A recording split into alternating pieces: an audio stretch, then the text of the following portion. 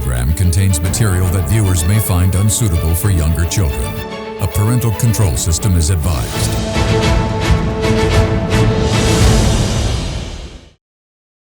The following program contains opinions of the participants and does not reflect the views and beliefs of the Derana Media Network. The network believes in a safe space for all ideas to be expressed without any censorship and on its duty to create such a platform for free speech. Viewer discretion is strictly advised.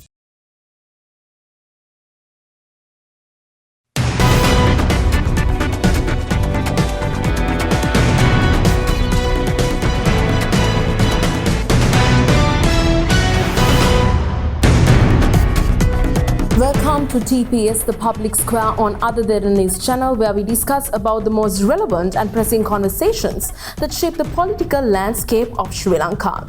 And now today's episode is going to be focusing on a key subject matter that has been in the discussion, I believe, in almost every household in Sri Lanka. And that is about the educational reforms that is been the talk of the town as well, and has been bringing about a dilemma when it comes to the way forward and also as to what it is currently. So to discuss about this topic, I have two gentlemen over here with me. Towards my right, I have Mr. Sanka Chandima. Welcome you. Welcome. And also towards my left, I have Mr. Akalanka Serasinghe. Hello. Welcome you as well.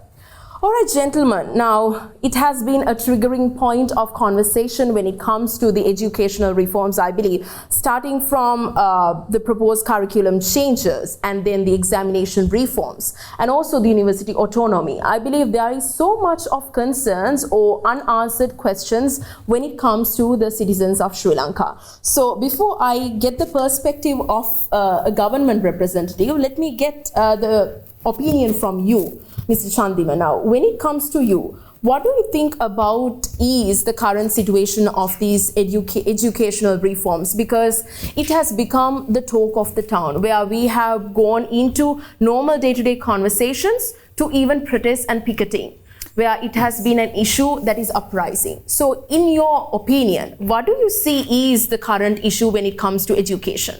Once again, thank you very much for inviting me to Public Square. This is my second time here in the studio. To answer your question, I think the current situation is a situation of chaos. A collapse of public trust and the trust of the students in the public education sector can be easily observed. And that is because the government has failed to establish clear visions, objectives, way forward for whatever reforms that they call as reforms to go forward.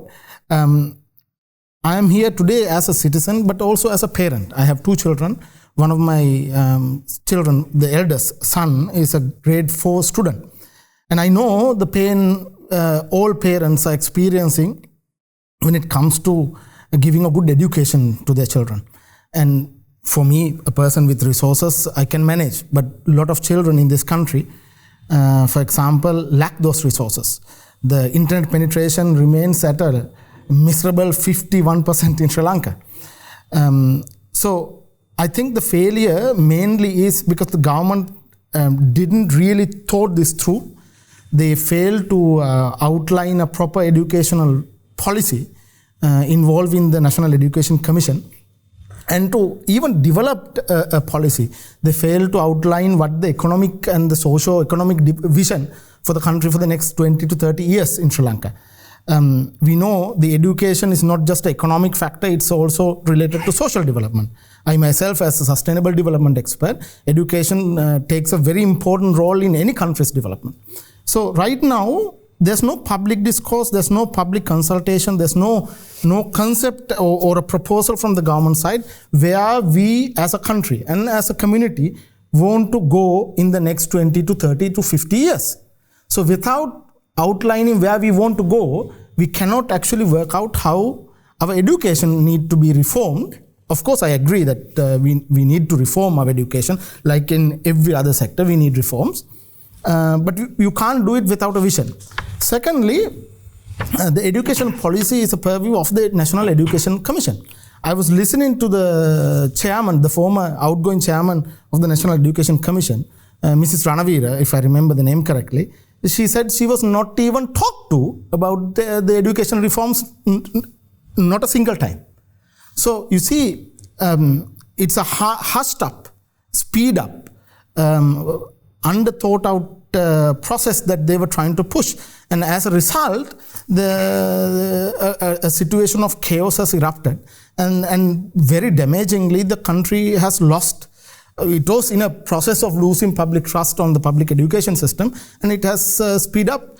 Right now, if I conclude what I have to say in the beginning, the small schools or the poorest students, the ability they have right now, even a diminished ability that they have to be productive citizens, to contribute positively to the social development of the country, contribute positively to the economic development of country, it needs to be rebuilt.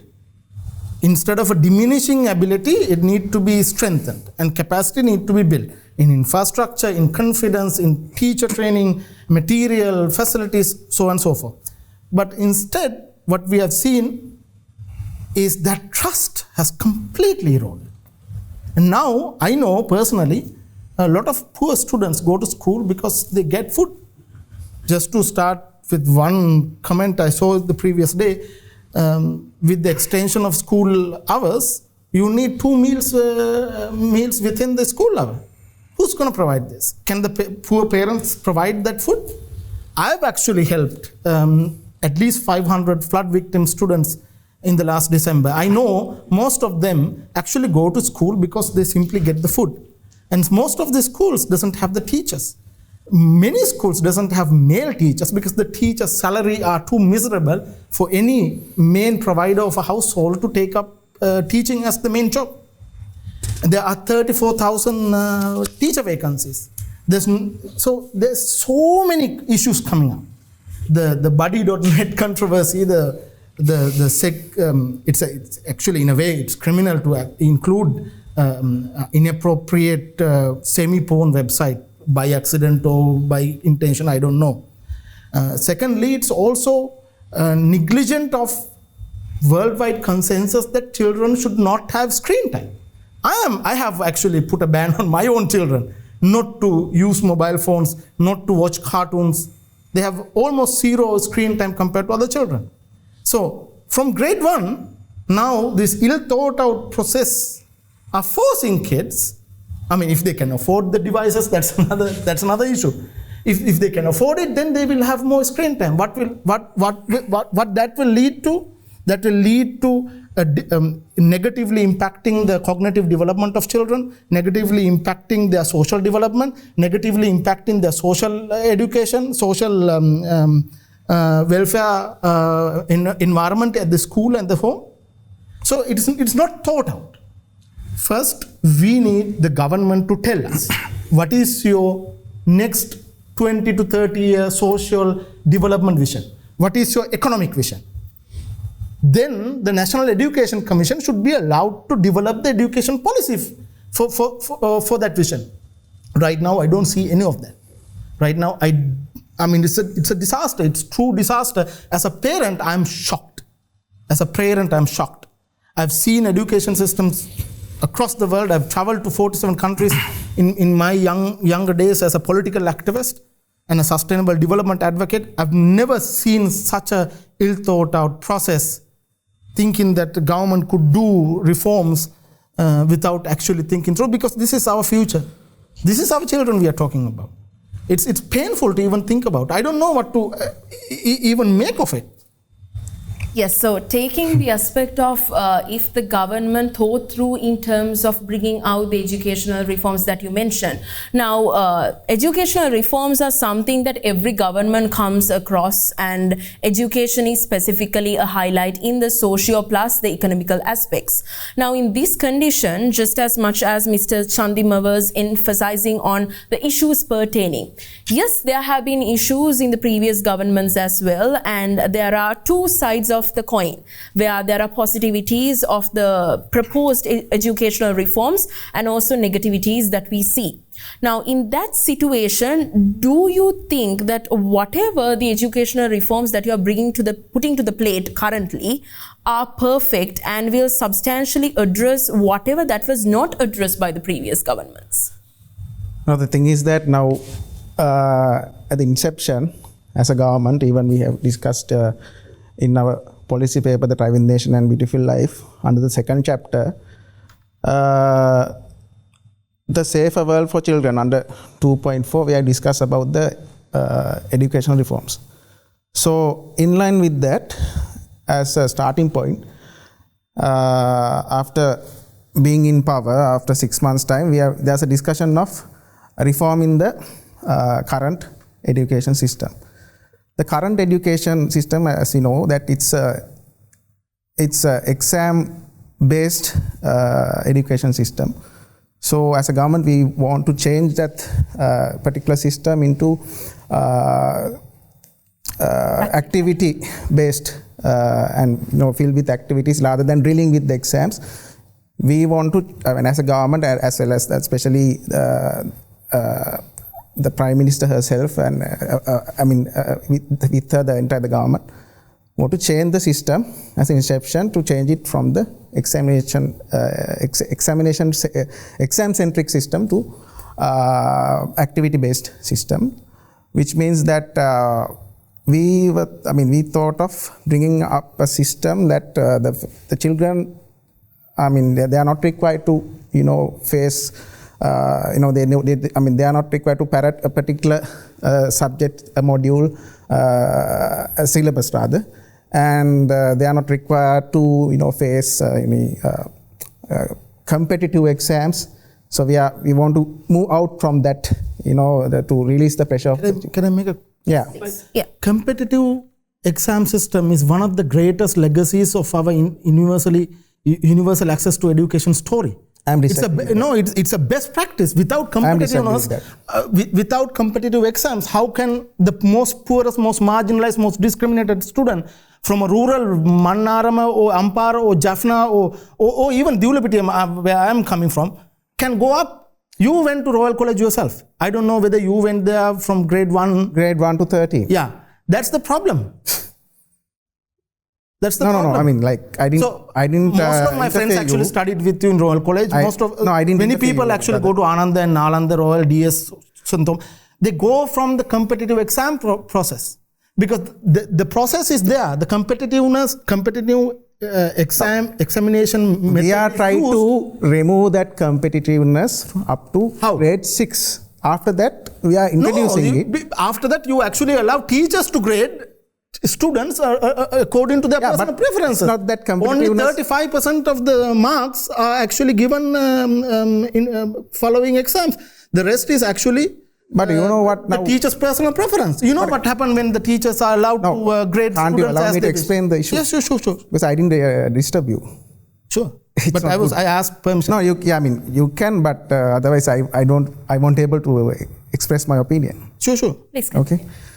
So what I try to mention is that we want to move out from the exam-centric system to activity-based education system. As you can see, since 1948, there were only 8 times in Sri Lanka, 8 times that education has been reformed. So if you are starting from 1948 to 56. That's not true. Yeah. It didn't started in 1940. Actually, I didn't want to bring this up. Your Prime Minister in her PhD thesis in the University of Edinburgh also made this factual error. The universal access to education, the ordinance under Mr. C.W.W. Kannangara didn't came in 1940. It came in 1945. What happened in 1940 was appointment of a commission. To 56. You just say 40. 48 to 56. You just say 40. This is not good. You are continuously disturbing me. No. I think let's continue. Please. Let's give him. I didn't disturb any. Second. I'm just waited. It's not about disturbance. It's about factual. I think he's giving his opinion as well. Take. So we can continue. Otherwise, we won't be able to continue this. It's up to you. Please continue. It's up to you.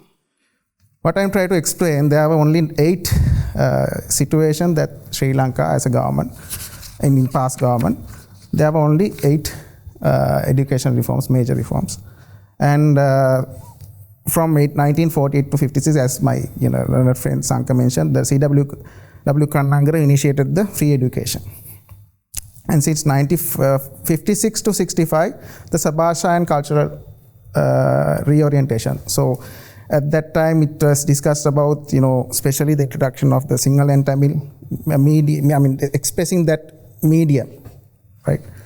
And also later on, 1966 to 77, the state control and standardization approach. And also 1970 to 1990, the liberalization and skill orientation, and it goes on like that. And finally, we are focusing on the now the present situation is since 2023, the systematic reform discussions. So we are discussing about that, especially to moving out from the exam-oriented system. So what's happening now? Now there are 8 to 9 subjects. So students have to, memorize the content of the syllabuses, and they have to deliver it as it is. So they are not thinking beyond that. And also there's a question that whether we are bringing up a product as a student who would be able to, there are, especially there are, we have to bringing up him to the, there are, so the job market especially. So we have to bringing up him suitable for the job market. Yes, so, I think I'll stop you from there because we need to go for a short commercial break as well. So I think in the notion of how the competitive exams is essential or not essentially something that the citizens by themselves think through as well, because sometimes for a village student, the scholarship exams play a crucial role in terms of getting into a city school, and also in terms of the other notion is being practically I would say educated as well is better off in terms of going ahead in the job market as well. So there's 2 sides of this coin, and I think this is where the clash of debates and the opinions bring about through. So let's go in for a short commercial break before we discuss about the future and the educational reforms that is currently going about in discussion.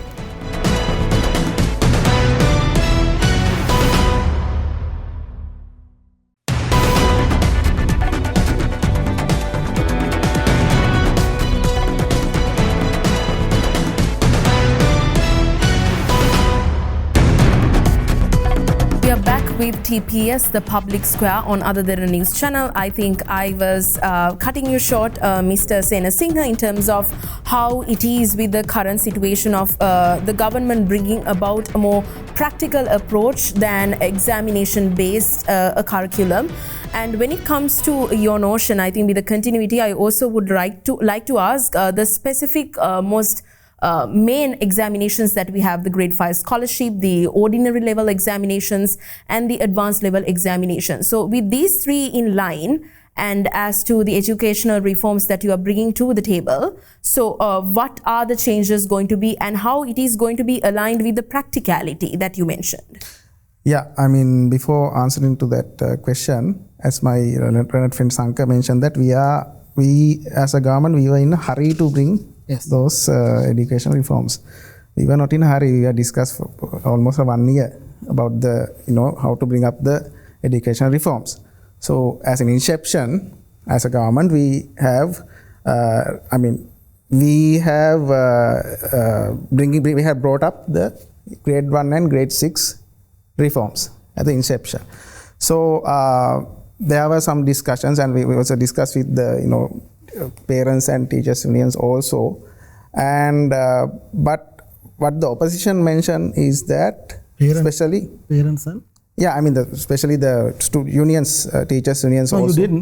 You didn't talk to a single teachers union. They accused the government of not talking to them but talking to the tuition masters. Yeah, but the problem is, the issue was, it is accused by Mr. Stalin, who is the support of the government. The question is, what was in the question is that the opposition pointed out that there was a link of a particular porn website. Other than that, they have not go into the content of those modules and they have discussed about it. They have not brought up any lengthy discussion about that. And also, they have mentioned about one of the modules. They have concern about the cover of that particular module, that it was representing one particular one culture. So that is also incorrect. So those unnecessary issues they have brought it up. But because of that, we have not. We have not revert back our the process of education reforms. We are continuing with the year 1 reforms, and we have not stopped there. And grade 6, we need some time because the incident was occurred because of a small. It's not a small error, but just because of a link, there was a. The opposition also questioned about it, and it's a sensitive issue, So reforming education is sensitive issue. It's not like other areas. So still the parents also hoping to they're expecting that that their children will happily facing that education reform. They are expecting that they are getting a new modules, right? So unfortunately, we have to delay it for another 1 year, but we are still in discussion to bringing it back within this year. But currently, we have. So you're going to bring it back without a discussion on with the discussions. That's without a discussion on the objectives and the vision, the economic. That's the reason. That's the reason we have delayed it. But where's the discussion then? It's going on now. Where? Like in the party headquarters, in the Politburo? Because I don't see any discussion in the public domain. I don't see a concept note. I don't see a white paper. I don't even see a parliamentary debate. I don't even see. What you're saying is very nice things, but in parliament also. I know that you are not representing the party. Even parliamentarians also have to bring up. No, it's the responsibility of the government. The government is the one who's exercising the executive power, especially. We are doing that. No, if there's any issue, the opposition have to bring up. No. If the government is actually going to reform the education, it is their responsibility to lay out the economic and social development vision of the country for the next 20-30 years. It is their responsibility to get the National Education Commission to develop the policy. Instead, what your president and some key MPs like Samanmali Gunasinghe, they were just being arrogant about it. Yesterday I watched a clip. Yesterday I watched a clip. What is the opposition party is saying? They are. I don't know. I don't care what the opposition party is saying. I'm here as a parent and as a citizen. Your party is responsible for the people, not the opposition. And right now you have failed miserably. Why? How can you say that we have failed? Still we have not started. No. So the entire dialogue has. We are not just creating issues. We have not started. We are just proposing it, and year 1 we are. So you are not finished with the proposal, but you still want to implement grade 1 and grade 6. There's a doubt of the parents also. No, we have to. Education is very sensitive. Yeah, that's why I'm asking, where's the vision, where's the concept note, where's the white paper? I think this came about with the discussion where the grade 6, this educational reform was bringing into the play, and then you had to delay to 2027. So that's a 1-year delay. So then the citizens have the question mark as to why it is a 1-year delay, and with that I believe the concept note and the discussion. There's no discussion. We have to bring up reforms without any doubt. No, if the parents. No, you can't bring up reforms without any doubt, without a public discourse on where the education reforms should head. It's not. It's look. This is a democratic socialist republic. Who's saying that?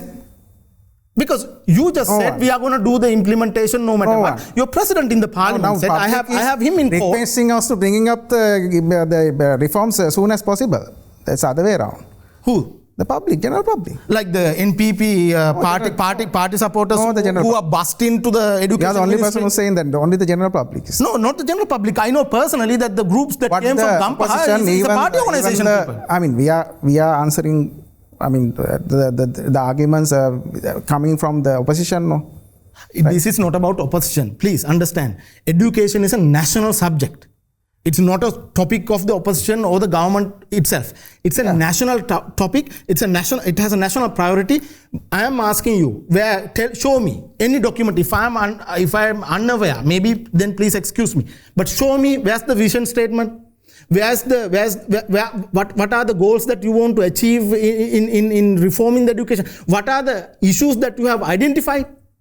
Nothing. Instead, your president, instead of giving that vision statement to the parliament, he came to the parliament and mocked the teachers saying, oh, we have teachers who doesn't know how to use WhatsApp and email. That's a statement of utter arrogance. Teachers using their own money in the previous flood season and even during the COVID period to get the schools going. I know plenty of schools where the teachers spend the entire salary to furnish the kids with the uniforms. I mean, the shoes. When the government didn't do anything actually to do that. Fulfilling the infrastructure, it will take some time. So if you want to reform the education without a concern, without addressing the resource inequality, then what you are doing is, by removing the competitive exam system, is to enforce the existing social economic inequalities. Starting point of that, starting point is to identify. Okay, tell me. And we are not abolishing we have not abolished the fifth year scholarship. So we are just discussing about. It's not about just the fifth year of scholarship, no. And from grade 6 to grade 11, literally, there's not a single competitive exam that the children has to face. Yeah. That's absolutely wrong. Done because so where are the resources then? From tell me which resources that you identified that the school needs. Suppress the children and just training them as parrots and it's like. Well, you turn up well. Yeah, I think let's come out of a system that create parrots. Yes, we have a system that is heavily depending on exams. But these exams are the only reason why Sri Lanka today rank above Germany in social mobility. I'm sorry that I'm very emotional on this. I don't want my children also to face too much school pressure, too much exam pressure. But that is the only opportunity that majority of this country still has. You may not understand. Your education minister might not understand. She didn't even come from the public education system. You at least did. I'll take it from there, Mr. Chandima. So I think you can continue with your response as well, and then I'll get back to you as well. No worries. No worries at all. Please continue with your notion, because I was asking about the competitive exams plus the practicality bringing about it as well. So you can continue there on, and I can move forward. Well, now our vision is to reduce the competitiveness. It's not like by heartedly get to know about the syllabus and just delivering as parrots, right? And we have to bring up students from year 1 to 6 and we have to teach them not only normal subjects, right? We have to especially in grade 1 there's a section in grade 1 that new reforms. Yeah, they're teaching IT as a syllabus as well, but in very simplistic manner, right? And also although mathematics and science in very simplistic manner. It's like they are doing practical activities, and they got to know especially the food chains and the behavior of animals and other species and so on. I'm just giving one example, right? So with activities, they get to know about the subject. It's not like just they're just parroting by heart the theory and just deliver in exam drill based system. So we want to move out from that because of the current system. There were as you can see that there were suicidal attempts of lot of O-level and A-level students. And there are some, my learned friend mentioned about the IT issue. So if there's a proper guidance, we are planning to that. If, there are a lot of security systems that the students cannot access to porn sites. Even it's comes under the teacher's control. We are preparing that. Before that, we have to bring up those things. Before that, we have to bring up grade 1 and 6. We have to the matter I was pointing out, sir, was not about children accessing porn sites. The issue is the digital divide. Digital device, we can't come to a discussion on education. Digital device, we can't go away from the reality. Now we are using phones and tabs. We can't go away from those Since things. the question digital divide was brought out as well, so in that situation where you're going to give about access to all of the students in a certain situation where everyone can get digitalized as well, so how are you going to maintain or track down the digital gap in between, I think, the rural areas and the urban areas as well? I mean, within 1 year we can't do everything, right? We have to, it will take a little time, right?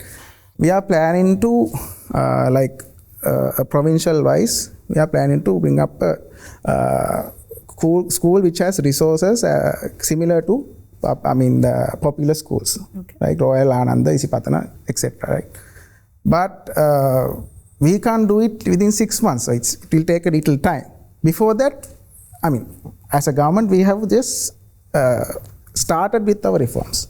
Bringing up, those are modules, those are the modules that the teachers have to follow, and then the students. So at the inception, we have bring up the grade 1 and grade 6, and at the meantime, we are concerning on the giving proper resources to the schools, and bringing up one school at least in one province, that after that, you have mentioned about the scholarship. So if it is persists, and if there's a proper school, popular school with all resources, then we can opt out the scholarship. So we are planning to do it in 2029. Before that, we are continuously focusing on that, of giving proper resources to the rural schools. But this is the step we have done in the inception. Yes, I'm going to take it from there actually. Now, opting out... within 1 year we can do. Yes, so opting out the scholarship exam, I think you do have a notion in terms of that as well. And also in terms of seeing the cons or the pros of whatever that was brought out by the government in terms of the educational reforms. Because as I said, there are two sides, of course.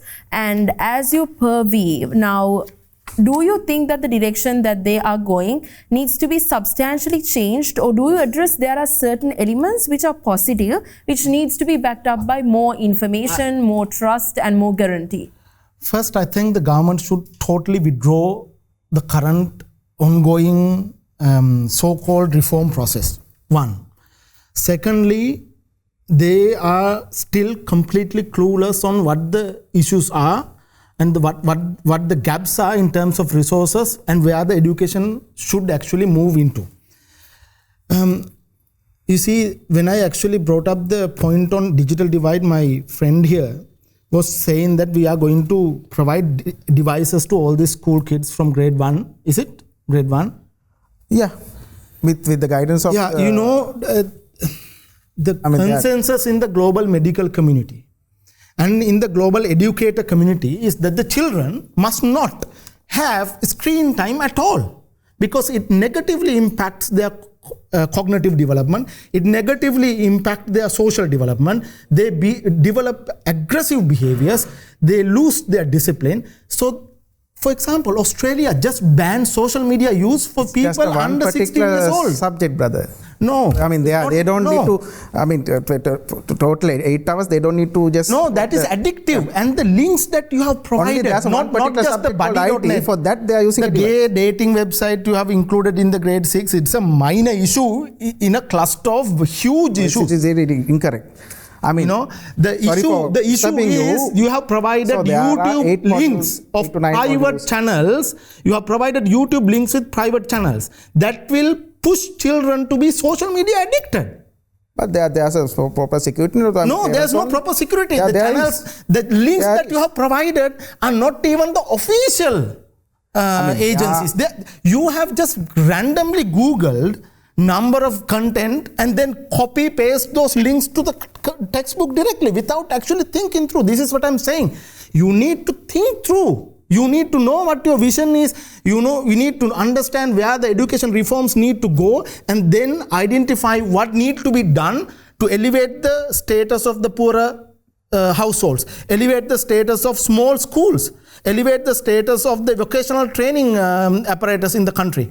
Instead, right now, in North Central Province alone, your government is planning to close down 150 small schools. Yeah. It violates the very concept of access to quality education Now, for small children. Schools where are with very students. So because do you know the social divide that stigmatize many students from going to larger schools? I'll give you an example. I'll name the school and I'll tell you. Those students who I will name the school. The Kehelalla Ranasinghe Primary School. It's in my hometown. The students 5 years ago used to be from coconut plantations. Their parents are sub-slaves to the coconut plantations. And because they were coming to the school, the other well-off neighbors didn't want to send their kids. And they were not getting accepted into other reputed schools in Dulupiti or Katana or Nigambo electorates. So if you closed out that school, because it is under 50 students, they will stop going to school. And most of these schools, these parents, they can't even afford to. There's an alternative. What is the alternative? Where's the paper that you have discussed? Where's the plan? Show me the plan. Show me a single plan that you have. They are not just closing down schools. You are closing down. With the alternative. Because there are a lot of schools with some buildings but Dagonna Ranasinghe is such a only few students are there. So it's Buddhist Renaissance school that we are going to close down soon. Maintaining those schools with few students. What? There are schools that we have. This is not a balance sheet issue, sir. This is the issue of access to education for our children. And your president came to the parliament saying, some schools are not even worthy of maintaining. Yeah. But it's not the case. It's not about how much you spend in keeping a school. It's about guaranteeing every student their right to study, their right to have access to quality education. It's a key principle in sustainable development. Yeah. Maybe your education minister, instead of pushing through arrogantly through this unplanned disaster of a reform process, she could go to Geneva, to any UN agency house there, get a free brochure on SDGs and then learn what the access to education means. This is absolutely unacceptable. I'll tell you another piece of data because you are interested in data. What is the reform discussion you have taken for Pirivena? There are 825 Pirivena institutes in the country. There are 12 Silamata institutes. There are 7,981 teachers. Where's the discussion? Not even discussion. We have not touched that. That's the thing. That's part of the public education system. We can't brought up everything in one particular. No, you need to have a plan that encompasses everything. This is our plan. We have started with grade 1, grade 6. I'll take it from there because we need to go for a short commercial break as well. I think it is a sensitive topic when it comes to discussing about the access for free education, and also there have been two notions where it is been discussed as to the 150 schools being closed down, as to what is happening and the process and the way forward. I think these are very intricate matters which might not have been observed because of maybe the grade 6 syllabus, the curriculum, and also getting about into a more practical activity-based situation rather than examinations. So with all these talks of the town, I think we are coming into the final segment where we think through the future way forward in terms of the brought out educational reforms. Before that, let's go in for a short commercial break. This is TPS, the Public Square on Other Derana News Channel.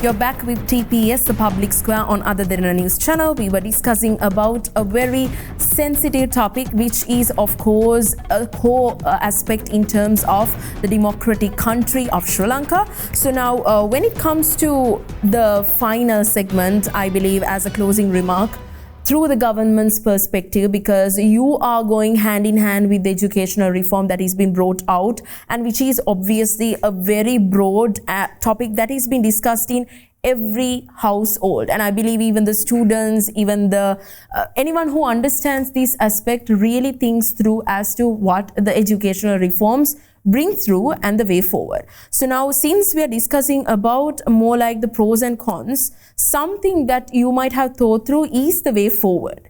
Now, you bringing about a certain set of reforms is also not because of the present condition, but also because of the future aspect. Definitely. Now, in that condition, how we are going to make sure that the citizens are aware that this reform that you're bringing about tackles up this situation, which will be beneficial for the futuristic aspect of this condition. So how can you align with these three segments? Now,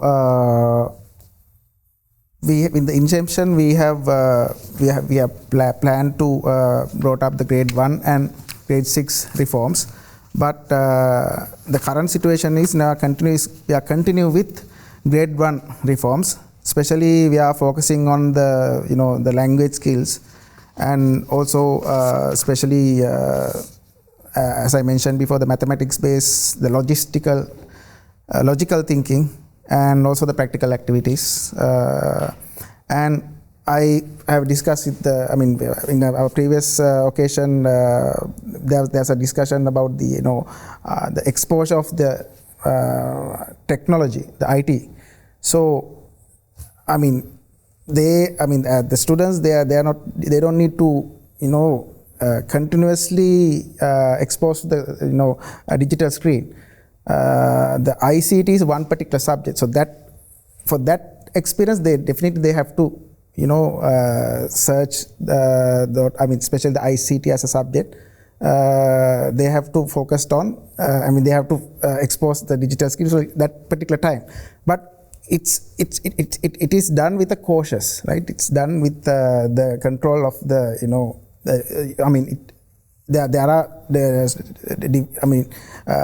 security measures as well, that you can't access to each and every sites. There are options as well. So we are just started our process. So while we are doing it, we are focused on that aspects as well, and also the arts and music. So we are, it's not like, as I mentioned before, it's not like that they have to just focus on the language and the theory and just about the religion. Those the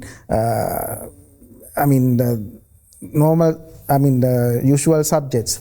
So we are try to bringing up a new we are trying to bring a new product to the job market as well. So for that, we should not, what we as a government, we believe that we should not suppress the children and just get more 90 or 100 marks in a subject. It's not sufficient. You should know about the the industries and especially about the biological, chemistry and everything. You should know about each and every subjects in a practical sense. So that's what we are trying to do as a government.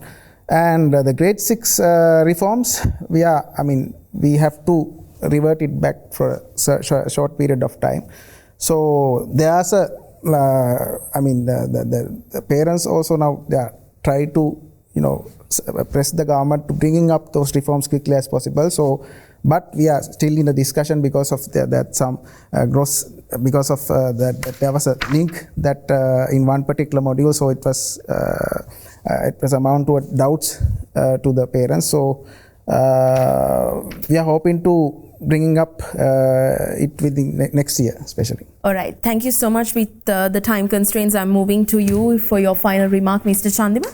So let's make it very short and sweet as well, because now in terms of your opinion, what is the current situation in terms of the way forward that we see? Is it positive, or what do you think that the government should turn around and work through to make this more future ready? I think the government should turn around and have a look at again of what they want to do and what the country needs. For example, I have here the 2020-2030 National Education Policy document. Pity that your government has completely disregarded it. There are issues in it, but I'll just read the vision statement from that government document. It's a 247-page document. This is the vision of education. A holistic, progressive and lifelong learner of cohesive, peaceful, patriotic Sri Lankan society attuned to face the local and global challenges. This is a proper vision. Whether we agreed with it or not, it's a different matter. So the government should walk back, take their arrogance to themselves, and rethink what the national interest, what the public interest, what the country needs in the next few decades, and how we actually reform education to achieve it, not instead of trying to push through saying that, oh, we are going to implement this no matter who says what, and bus in party loyalists to education ministry gate and then say we need this reform, blah, blah, blah. On top of it, the government also should address the issues that are already very widely visible for them to see. Like, for example, the Technical Training Institute in Katunayaka, they have privatized their courses. They have started to charge 175,000 rupees per student in an institute that is the foremost technical assistant engineer training facility in the country. Last year there were 600 students. This year it is down to 150 people. So yes, if you want a practical education, that is the foremost technical training institute in the country. And now, simply because of the NPP government's policy, it is collapsing. The technical education system, the teachers are not being hired since 2015, since Dalasalah Peruma hired the last batch. Recently, Nalin Hevage went to the Maradana Technical College and claimed that the welding training course classrooms should be given to a private company who's already holding maritime training programs for money. So instead of privatizing opportunities, they should actually guarantee the universal accessibility of opportunities, quality education to children. That's number one. Secondly, do not think that you can implement this World Bank agenda that the Ranil Wickremesinghe government actually wanted to push through, but they also was reflective about it. Unfortunately, the government with a mandate to actually change the system is not reflective about it. I will have to take from there itself because we do have time constraints. So thank you so much, Mr. Sanka and also Mr. Akalanka. Thank you so much for joining for this fruitful discussion. I believe as much as reforms are necessary, but how we design it, communicate it and implement it is also very crucial, because substantially there are two sides of each coin where we see the pros and cons, and I believe every viewer has a thought process of questioning and also seeing the positive sides of whatever the educational reforms. So don't forget to send your feedback to our email address at feedback.adncenglish@then.lk over WhatsApp at 07680579333. We will see you again with another episode where we discuss about the most relevant and pressing conversations that shape the political landscape of Sri Lanka. Till then, take care, be safe, have a good night. Just when I thought